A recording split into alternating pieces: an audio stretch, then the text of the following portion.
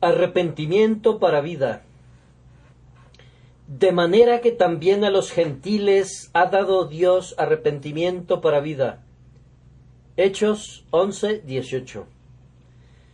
Uno de los mayores obstáculos que haya tenido que superar jamás la religión cristiana fue el prejuicio inveterado que se apoderó de las mentes de sus primeros seguidores. Los creyentes judíos, los 12 apóstoles y aquellos que Jesucristo había llamado de entre los esparcidos de Israel, estaban tan apegados a la idea de que la salvación era de los judíos y que nadie sino los discípulos de Abraham, o por lo menos los circuncidados, podían ser salvos, que no podían aceptar la idea de que Jesús hubiera venido para ser el Salvador de todas las naciones y que en él serían benditos todos los pueblos de la tierra. Con mucha dificultad podían aceptar esa suposición. Era tan opuesta a toda su educación judía que los vemos convocando a Pedro a un concilio de cristianos y preguntándole: ¿por qué has entrado en casa de hombres incircuncisos y has comido con ellos? Y Pedro no pudo exonerarse a sí mismo hasta no haber referido plenamente el asunto y haber declarado que Dios se le apareció en una visión, diciéndole: lo que Dios limpió, no lo llames tú común, y que el Señor le ordenó predicar el Evangelio a Cornelio y a su casa, ya que eran creyentes. Después de esto, el poder de la gracia fue tan enorme que esos judíos no pudieron resistirle más, y pese a toda su previa educación, de inmediato asumieron el principio comprensivo del cristianismo y glorificaron a Dios diciendo: de manera que también a los gentiles ha dado Dios arrepentimiento para vida. Bendigamos a Dios porque ahora estamos libres de los impedimentos del judaísmo y porque tampoco estamos bajo los impedimentos de un gentilismo que a su vez ha excluido a los judíos, sino que vivimos muy cerca del bienaventurado tiempo que se aproxima, cuando judío y gentil, esclavo o libre, se sentirán uno con Jesucristo, nuestra cabeza. No me propongo abundar sobre este tópico, sino que mi tema el día de hoy será el arrepentimiento para vida. Pido gracia a Dios para hablarles de tal manera que su palabra sea como una espada cortante que penetra hasta partir el alma y el espíritu, las coyunturas y los tuétanos. Por arrepentimiento para vida, creo que debemos entender aquel arrepentimiento que va acompañado de vida espiritual en el alma y que asegura la vida eterna a todo aquel que lo posee. El arrepentimiento para vida, afirmo, trae consigo vida espiritual, o más bien, es la primera consecuencia procedente de esa vida. Hay arrepentimientos que no son signos de vida, excepto de vida natural, porque sólo son efectuados por el poder de la conciencia y la voz de la naturaleza que habla en los hombres. Pero el arrepentimiento del que se habla aquí es producido por el autor de la vida, y cuando viene, engendra tal vida en el alma que aquellos que estaban muertos en sus delitos y pecados son revividos conjuntamente con Cristo. Aquellos que no tenían receptividad espiritual ahora reciben con mansedumbre la palabra implantada. Aquellos que dormitaban en el propio centro de la corrupción reciben el poder de convertirse en hijos de Dios y de estar cerca de su trono. Yo creo que este es el arrepentimiento para vida, aquel arrepentimiento que da vida a un espíritu muerto. También he dicho que este arrepentimiento asegura la vida eterna, pues hay arrepentimientos de los cuales oyes hablar a los hombres que no aseguran la salvación del alma. Algunos predicadores afirman que aunque los hombres pueden arrepentirse y creer, también pueden apostatar y perecer. No pretendemos consumir nuestro tiempo haciendo un alto para exponer su error ahora. A menudo hemos considerado eso antes y hemos refutado todo lo que pudieran decir en defensa de su dogma. Pensemos en un arrepentimiento infinitamente mejor. El arrepentimiento de nuestro texto no es ese arrepentimiento, sino que es un arrepentimiento para vida, un arrepentimiento que es un verdadero signo de salvación eterna en Cristo, un arrepentimiento que nos preserva en Jesús a través de este estado temporal y que cuando hayamos pasado a la eternidad nos proporciona una bienaventuranza que no puede ser destruida. Arrepentimiento para vida es la salvación real del alma, es el germen que contiene todos los elementos esenciales de la salvación, que los resguarda para nosotros y que nos prepara para ellos. En este día hemos de prestar una atención acompañada de oración al arrepentimiento que es para vida. Primero, voy a dedicar unos cuantos minutos a la consideración del arrepentimiento falso. En segundo lugar, voy a considerar los signos que caracterizan al verdadero arrepentimiento y posteriormente enalteceré la caridad divina de la cual está escrito: de manera que también a los gentiles ha dado Dios arrepentimiento para vida. Primero, entonces, consideraremos ciertos falsos arrepentimientos. Voy a comenzar haciendo esta observación, que espantarse bajo el sonido del Evangelio no es arrepentimiento. Hay muchas personas que cuando oyen un fiel sermón evangélico permanecen agitadas y conmovidas. Mediante un cierto poder que acompaña la palabra, Dios da testimonio de que se trata de su propia palabra y provoca en aquellos que la oyen un cierto temblor involuntario. He visto a algunas personas, cuando las verdades de la Escritura han resonado desde este púlpito, cuyas rodillas han temblado chocando entre sí, cuyos ojos han derramado lágrimas como si hubiesen sido fuentes de agua. He sido testigo de la profunda depresión de su espíritu, cuando, según me han dicho algunos de ellos, fueron sacudidos hasta el punto de no saber cómo soportar el sonido de la voz, pues era semejante a la terrible trompeta del Sinaí, tronando únicamente su destrucción. Queridos oyentes, ustedes podrían estar sumamente turbados bajo la predicación del Evangelio y, sin embargo, podrían no tener ese arrepentimiento para vida. Ustedes podrían saber lo que es estar muy seria y profundamente afectados cuando asisten a la casa de Dios y, sin embargo, podrían ser pecadores endurecidos.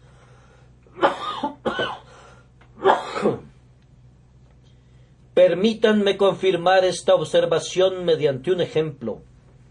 Pablo compareció ante Félix con sus manos encadenadas y cuando disertaba acerca de la justicia, del dominio propio y del juicio venidero, está escrito que Félix se espantó y, sin embargo, por buscar dilaciones, Félix se encuentra en la perdición en medio del resto de personas que han dicho: prosigue tu camino por esta vez, cuando encuentre un tiempo adecuado te buscaré.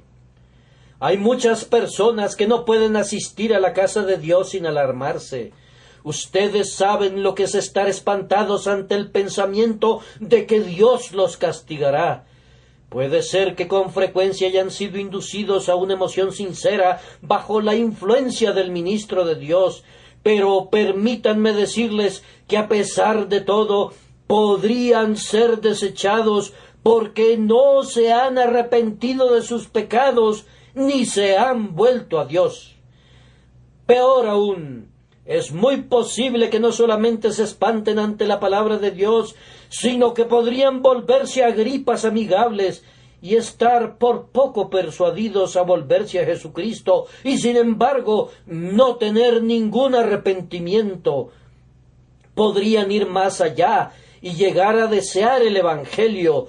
Podrían decir: oh, este Evangelio es algo tan bueno que yo quisiera recibirlo. Asegura tanta felicidad aquí y tanto gozo en el más allá que quisiera poder llamarlo mío.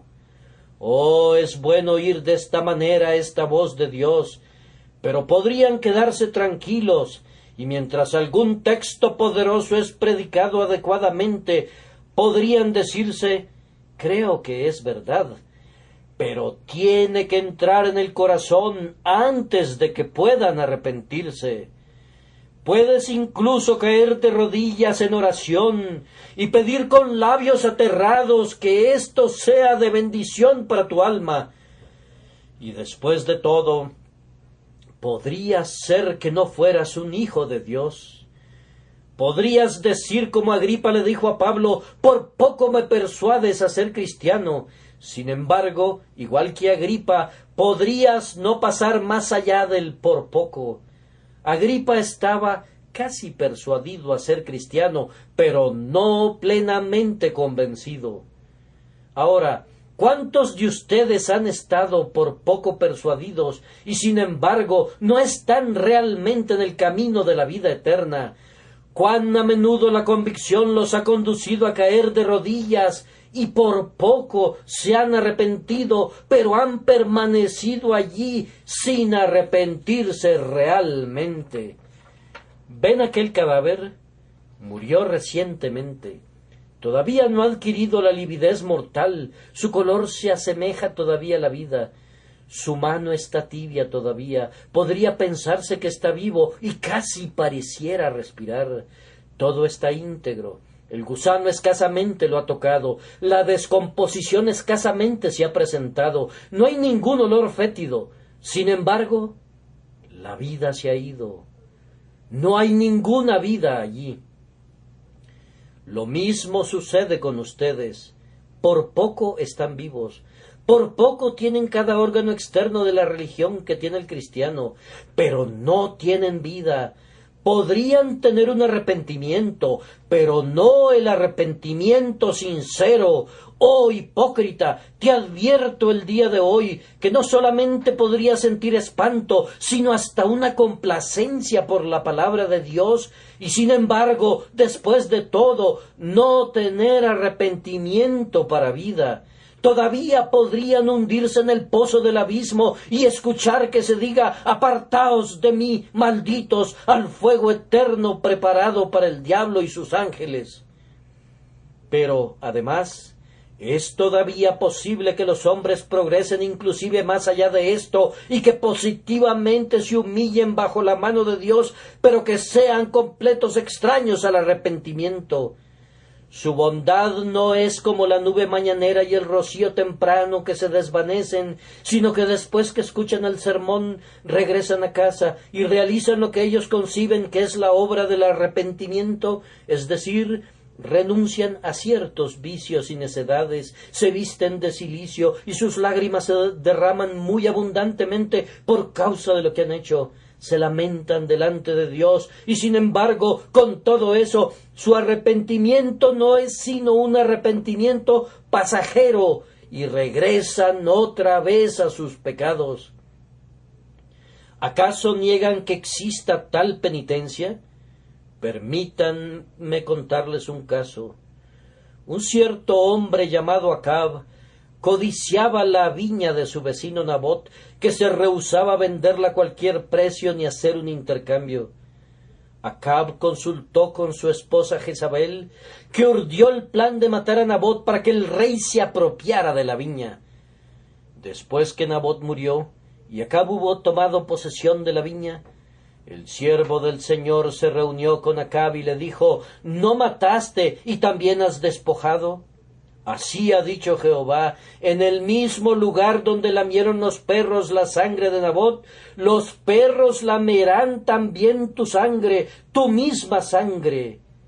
He aquí yo traigo mal sobre ti, y barreré tu posteridad. Leemos que Acab se fue, y anduvo humillado. Y el Señor dijo, pues por cuanto se ha humillado delante de mí, no traeré el mal en sus días. Él le había concedido una suerte de misericordia, pero leemos a continuación en el siguiente capítulo que Acab se rebeló y en una batalla en Ramot de Galaad, de conformidad al siervo del Señor, fue muerto allí. Así que los perros lamieron su sangre exactamente en la viña de Nabot. Ustedes también, les digo, podrían andar humillados delante de Dios por un tiempo, y sin embargo podrían seguir siendo los esclavos de sus transgresiones. Ustedes tienen miedo de la condenación, pero no tienen miedo de pecar. Tienen miedo del infierno, pero no le temen a sus iniquidades. Tienen miedo de ser arrojados al pozo, pero no temen endurecer sus corazones contra sus mandamientos. ¿No es verdad, oh pecador, que le tienes pavor al infierno? No es el estado de tu alma el que te turba, sino el infierno. Si el infierno fuera extinguido, tu arrepentimiento se extinguiría. Si los terrores que te esperan fuesen eliminados, pecarías más pérfidamente que antes, y tu alma se endurecería y se rebelaría contra su soberano. No se engañen, hermanos míos, en este punto. Examínense para comprobar si andan en fe. Pregúntense si tienen el arrepentimiento para vida, pues podrían andar humillados por un tiempo y sin embargo no arrepentirse nunca delante de Dios. Muchos avanzan más allá de esto y sin embargo están destituidos de la gracia.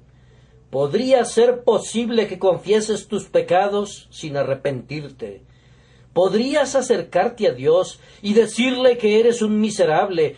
¿Podrías enumerar una larga lista de tus transgresiones y de los pecados que has cometido sin un sentido de la horripilación de tu culpa, sin una sola chispa de odio real a tus acciones?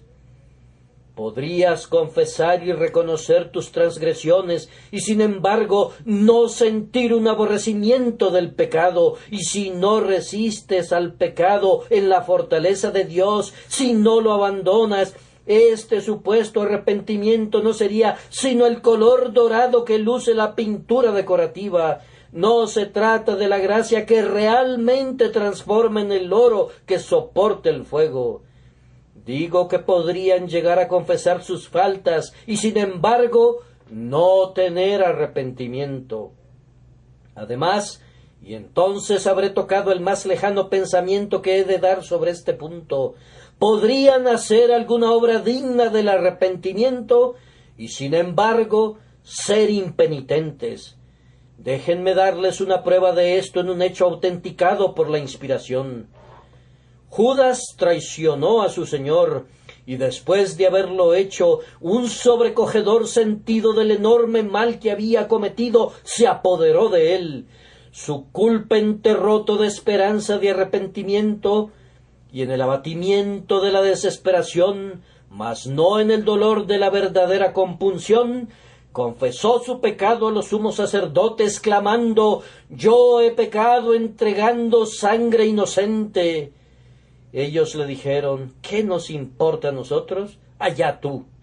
Entonces arrojó las piezas de plata en el templo para mostrar que no podía soportar cargar con el precio de la culpa y las dejó allí.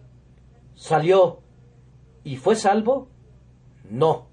Salió y fue y se ahorcó. Y aun entonces la venganza de Dios le siguió, pues cuando se colgó, cayó desde la altura donde estaba suspendido y quedó destrozado. Se perdió y su alma pereció. Pueden ver lo que este hombre hizo. Él pecó, confesó su error y devolvió el oro. Sin embargo, después de eso, fue un réprobo. ¿Acaso no nos pone a temblar esto?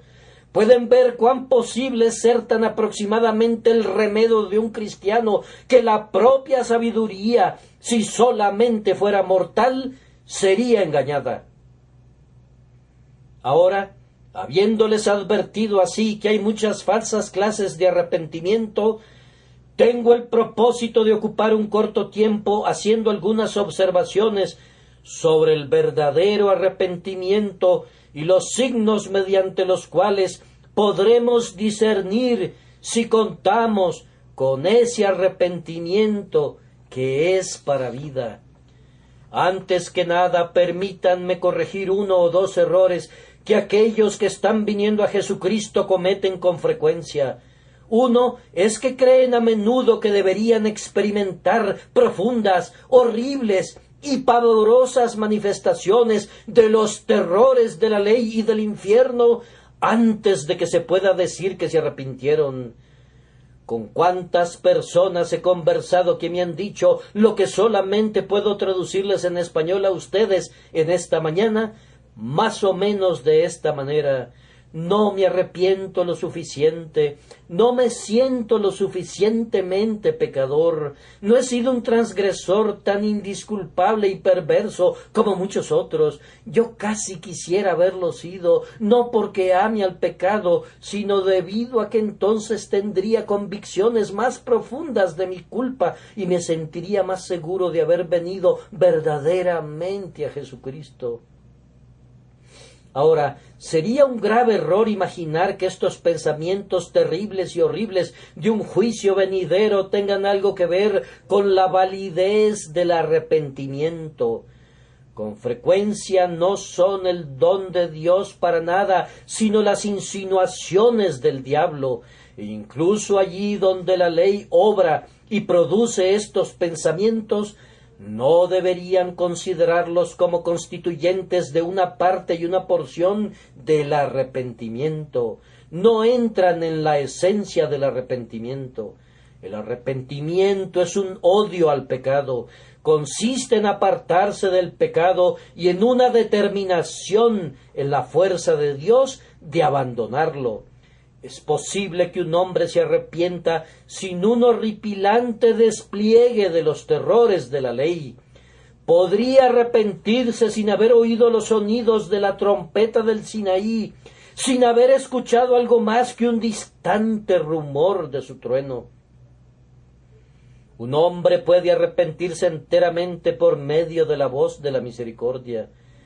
Dios abre algunos corazones a la fe, como en el caso de Lidia. A otros acomete con el martillo grueso de la ira venidera. A algunos abre con la ganzúa de la gracia y a otros con la palanca de hierro de la ley. Puede haber muchas formas de llegar allí, pero la pregunta es: ¿has llegado allí? ¿Te encuentras allí? ¿Sucede con frecuencia que el Señor no está en la tempestad ni en el terremoto, sino en el silbo apacible y delicado? Hay otro error que muchas pobres personas cometen cuando están pensando en la salvación, y es que no se pueden arrepentir lo suficiente. Se imaginan que si se arrepintiesen hasta un cierto grado, serían salvos. Oh Señor, dirán algunos de ustedes, no tengo suficiente contrición. Amados, permítanme decirles que no hay ningún grado eminente de arrepentimiento que sea necesario para la salvación. Ustedes saben que hay grados de fe, y sin embargo, la mínima fe salva. También hay grados de arrepentimiento, y el mínimo arrepentimiento, si es sincero, salvará al alma. La Biblia dice: el que creyere será salvo. Y cuando dice eso, incluye el grado más pequeño de fe. También cuando dice: arrepentíos y convertíos para que sean borrados vuestros pecados, incluye al hombre que tiene el grado más bajo de arrepentimiento real. El arrepentimiento, además, no es nunca perfecto en ningún hombre en este estado mortal.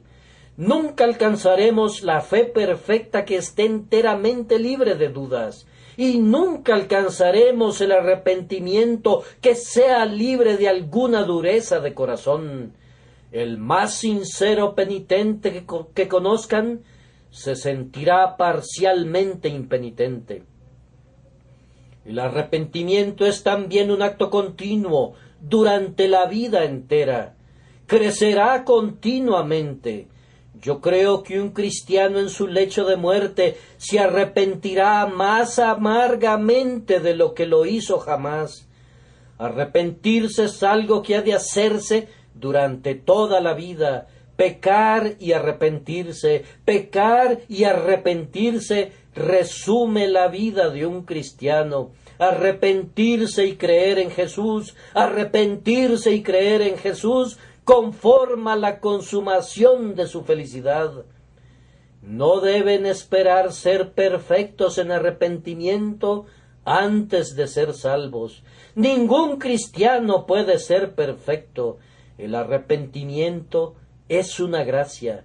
Algunas personas lo predican como una condición de salvación, condición de insensatez. No hay condiciones para la salvación. Dios mismo da la salvación y Él únicamente la da a los que Él quiere. Dice: tendré misericordia del que yo tenga misericordia. Sí, entonces, Dios te ha dado el mínimo arrepentimiento y es un arrepentimiento sincero. Alábalo por ello y espera que ese arrepentimiento crezca más y más profundamente conforme sigas adelante. Entonces esta observación ha de ser aplicada a todos los cristianos. Hombres y mujeres cristianos, ustedes sienten que no tienen un arrepentimiento lo suficientemente profundo, sienten que no tienen una fe lo suficientemente grande. ¿Qué han de hacer? Pidan un aumento de fe y crecerá. Lo mismo sucede con el arrepentimiento. ¿Han tratado alguna vez de alcanzar un profundo arrepentimiento?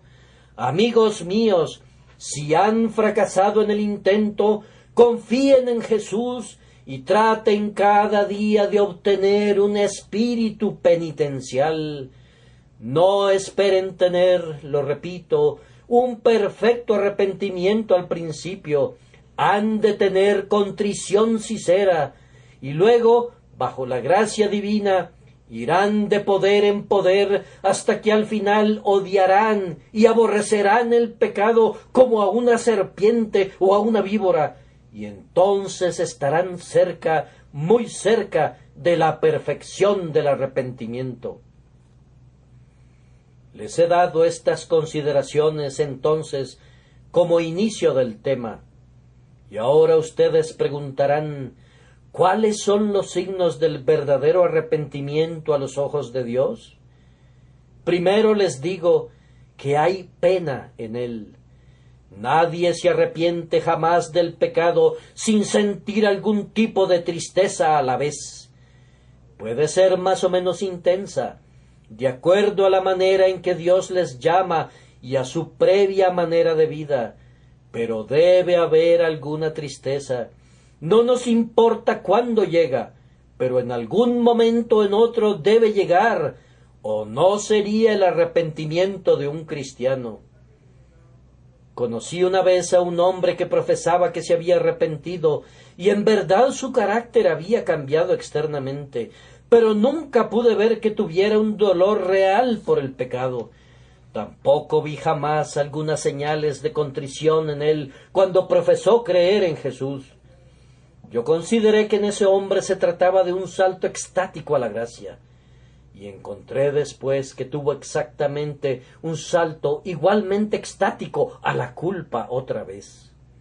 Él no era una oveja de Dios, pues no había sido lavado en contrición, pues todo el pueblo de Dios ha de ser lavado en contrición cuando es convertido de sus pecados.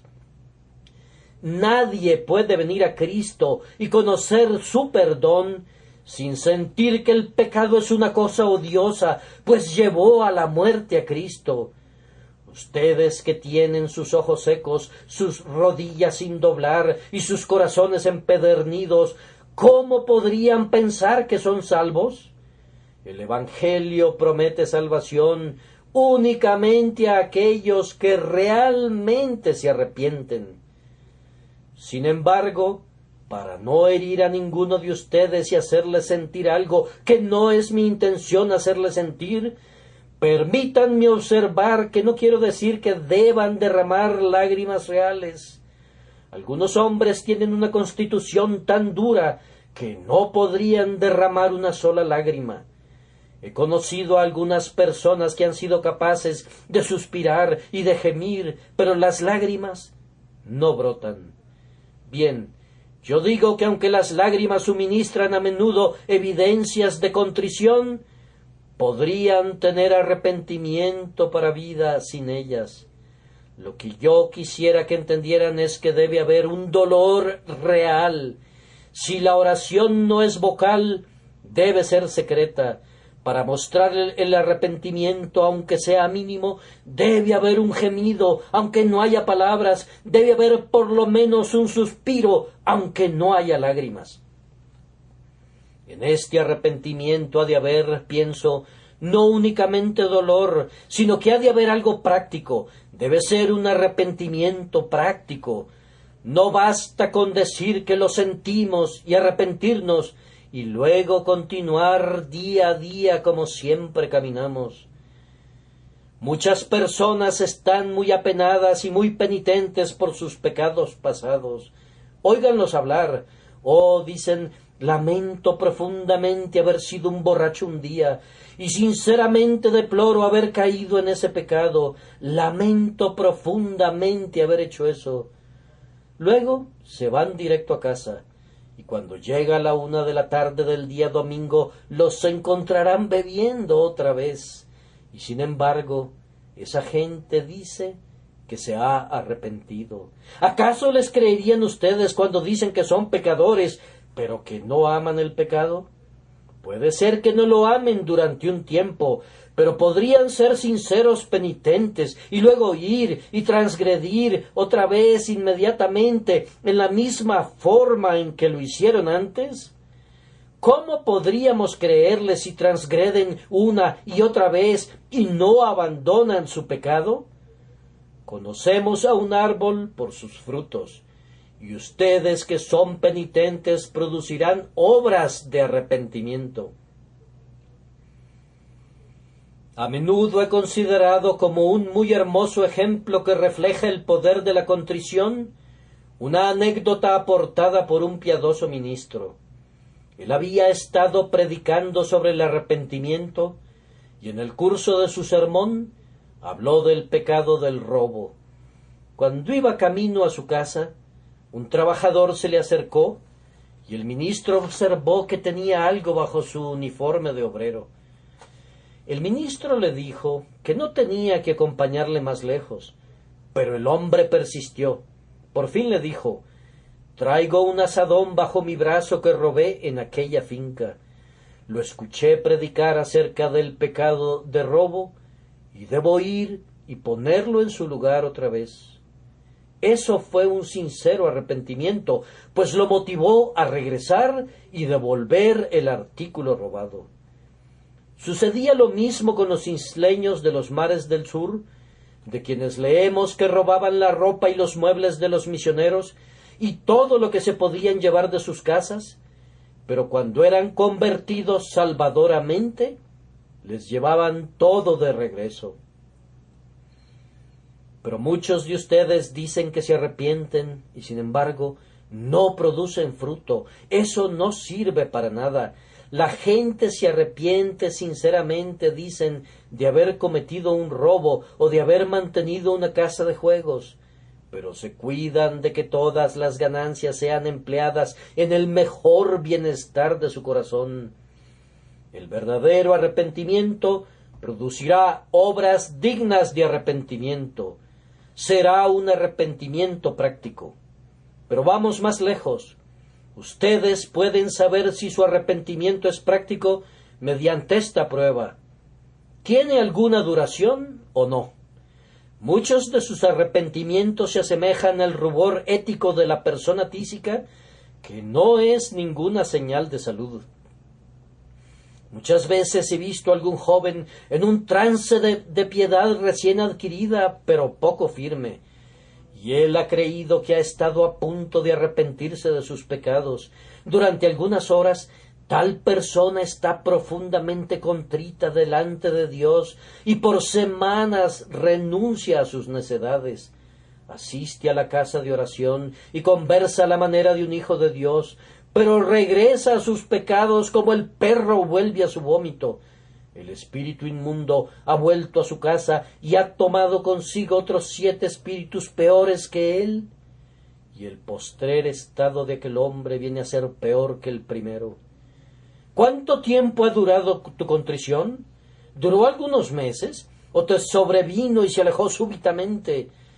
Tú dijiste, me uniré a la iglesia, haré esto, aquello y lo otro por amor a Dios. ¿Son tus obras duraderas? ¿Crees que tu arrepentimiento dure 6 meses? ¿Continuará por 12 meses? ¿Durará hasta que estés envuelto en tu mortaja? Pero además he de hacerles una pregunta más. ¿Ustedes creen que se arrepentirían de sus pecados si no hubiese un castigo delante de ustedes? ¿O se arrepienten porque saben que serán castigados para siempre si permanecieran en sus pecados? Supongan que les dijera que no existe el infierno del todo, que si quisieran podrían blasfemar o si quisieran podrían vivir sin Dios. Supongan que no hubiera recompensa para la virtud y no hubiera castigo para el pecado. ¿Cuál elegirían? ¿Podrían decir con toda honestidad esta mañana: creo que, por la gracia de Dios, sé que elegiría la justicia aunque no hubiera recompensa para ella, aunque no se ganase nada por medio de la justicia y no se perdiera nada por el pecado? Todo pecador odia su pecado cuando se acerca a la boca del infierno. Todo asesino odia su crimen cuando se aproxima al patíbulo. Nunca he visto que un niño odie tanto su falta como cuando va a ser castigado por ella. Si no tuvieran un motivo para temer al abismo, si supiesen que pudieran entregar su vida al pecado y que pudieran hacerlo con impunidad, aun así sentirían que odiaban al pecado y que no podrían y no querrían cometer el pecado excepto por causa de la debilidad de la carne. ¿Todavía desearían la santidad? ¿Todavía desearían vivir como Cristo? Si así fuera, si pudieran decir eso sinceramente, si de esta manera se volvieran a Dios y odiaran su pecado con un odio eterno, no tienen que temer, pues tienen un arrepentimiento que es para vida. Ahora viene el tercer encabezado y el último, y es la bendita beneficencia de Dios en conceder a los hombres arrepentimiento para vida. El arrepentimiento, mis queridos amigos, es el don de Dios. Es uno de esos favores espirituales que aseguran la vida eterna. Es una maravilla de la gracia divina que no solamente provea el camino de salvación, que no solamente invite a los hombres a recibir la gracia, sino que positivamente haga que los hombres estén dispuestos a ser salvos. Dios castigó a su Hijo Jesucristo por nuestros pecados y por ello proveyó la salvación para todos sus hijos perdidos. Envía a su ministro. El ministro pide a los hombres que se arrepientan y crean y se esfuerza por llevarlos a Dios. Ellos no quieren escuchar el llamado y desprecian al ministro. Pero entonces otro mensajero es enviado, un embajador celestial que no puede fallar. Emplaza a los hombres a que se arrepientan y se vuelvan a Dios. Sus pensamientos están un poco descarriados, pero después que Él, el Espíritu Divino, argumenta con ellos, olvidan el tipo de personas que eran y se arrepienten y se vuelven. Ahora, ¿qué haríamos nosotros si hubiésemos sido tratados como lo fue Dios? Si hubiésemos preparado una cena o una fiesta y hubiéramos enviado mensajeros para invitar a los convidados a venir, ¿qué haríamos? ¿Ustedes creen que nos tomaríamos el trabajo de ir por todos lados, visitándolos a todos y de hacer que vinieran?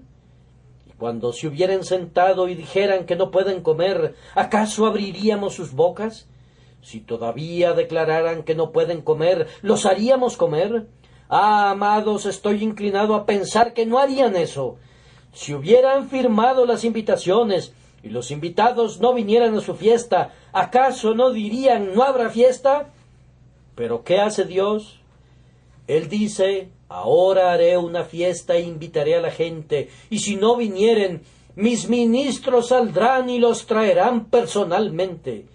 Diré a mis siervos, vayan por los caminos y por los vallados y fuércenlos a entrar para que puedan participar de la fiesta que he preparado.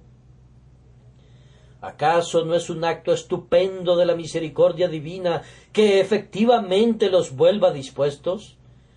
No lo hace por medio de la fuerza, sino que usa una dulce persuasión espiritual. Primero están renuentes al máximo a ser salvados, pero dice Dios, eso no es nada. Yo tengo el poder de hacerlos volverse a mí, y lo haré. El Espíritu Santo hace penetrar entonces la palabra de Dios en las conciencias de sus hijos de una manera tan bendita que no pueden rehusarse más a amar a Jesús. Les pido que observen que no lo hace por medio de alguna fuerza en contra de su voluntad, sino mediante una dulce influencia espiritual que cambia la voluntad.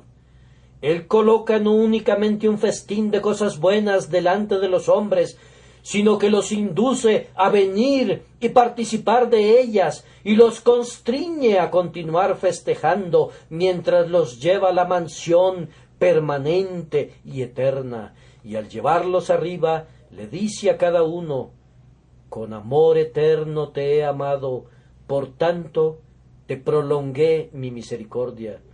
Ahora, ¿me amas tú a mí? Oh Señor, claman, tu gracia al traernos aquí demuestra que nos amas, pues nosotros estábamos renuentes a venir. Tú dijiste irán, y nosotros dijimos que no iríamos, pero tú nos hiciste ir. Y ahora, Señor, te bendecimos y te amamos por esa fuerza. Fue un apremio divino. Yo era un cautivo que forcejeaba, pero fui conducido a estar dispuesto. Oh, gracia soberana, somete mi corazón. Quiero ser conducido en triunfo también, un cautivo dispuesto para mi Señor, para cantar los honores de su palabra. Bien, ahora, ¿qué dicen ustedes? Algunos dirán, Señor, he estado tratando de arrepentirme durante largo tiempo. En penas y aflicciones he estado orando y tratando de creer y haciendo todo lo que pueda.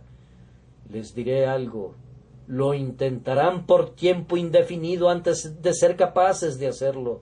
Esa no es la forma de alcanzarlo. Oí la historia de dos caballeros que iban de viaje. Uno de ellos le dijo al otro, no sé cómo haces, pero da la impresión que tú recuerdas siempre a tu esposa y tu familia y todo lo que están haciendo en casa, y da la impresión que tú conectas todas las cosas que te rodean con ellos. Pero yo trato de recordar a mi familia constantemente, y sin embargo, nunca logro hacerlo. No, respondió el otro, esa es precisamente la razón por qué no puedes, porque lo intentas. Si pudieras conectarlos con cada pequeña circunstancia que encontramos, fácilmente los recordarías. En tal y tal momento pienso, ahora se están levantando, y en tal y tal momento, ahora están en oración, y en tal y tal hora, ahora están desayunando. De esta manera, los tengo siempre delante de mí. Creo que lo mismo sucede con relación al arrepentimiento. Si un hombre dijera, quiero creer, y tratara, mediante algún medio mecánico, de inducirse al arrepentimiento, sería un absurdo y nunca lo lograría. Pero la manera en que puede arrepentirse es, por la gracia de Dios, creyendo y pensando en Jesús. Si viera el costado sangrante, la corona de espinas, las lágrimas de angustia, si tuviera una visión de todo lo que Cristo sufrió, no tengo temor de afirmar que se volvería a Él en arrepentimiento. Apostaría la reputación que yo pudiera tener en las cosas espirituales, afirmando que un hombre no puede, bajo la influencia del Espíritu Santo de Dios, contemplar la cruz de Cristo sin un corazón quebrantado. Si no fuera así, mi corazón sería diferente del de todos los demás. No he conocido nunca a nadie que hubiera reflexionado y mirado a la cruz, que no hubiera descubierto que la cruz engendró arrepentimiento y engendró fe.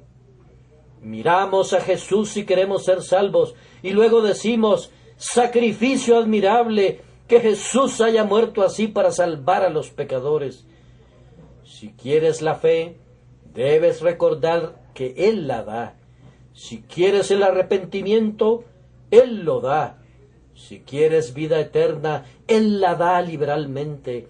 Él puede forzarte a sentir tu gran pecado y llevarte al arrepentimiento por la mirada de la cruz del Calvario y el sonido del mayor y más profundo clamor de muerte, Eloi, Eloi, lama sabactani. Dios mío, ¿por qué me has desamparado? Eso engendrará arrepentimiento. Eso te hará llorar y decir, ¡ay! Y mi Salvador sangró, y mi soberano murió por mí. Entonces, amado amigo, si quisieras tener arrepentimiento, este es mi mejor consejo para ti. Mira a Jesús, y que el bendito dador de todo arrepentimiento para salvación te guarde de los falsos arrepentimientos que he descrito y te dé ese arrepentimiento que existe para vida. Arrepiéntete, clama la voz celestial, y no oses demorarte. El infeliz que desdeña el mandato muere y se enfrenta a un fiero día. El ojo soberano de Dios ya no pasa por alto los crímenes de los hombres. Sus heraldos son despachados por doquier para advertir al mundo de pecado. Los emplazamientos abarcan toda la tierra, que la tierra concurra y tema. Escuchen, hombres de cuna real, y que sus vasallos oigan también. Juntos ante su presencia dóblense y confiesen toda culpa.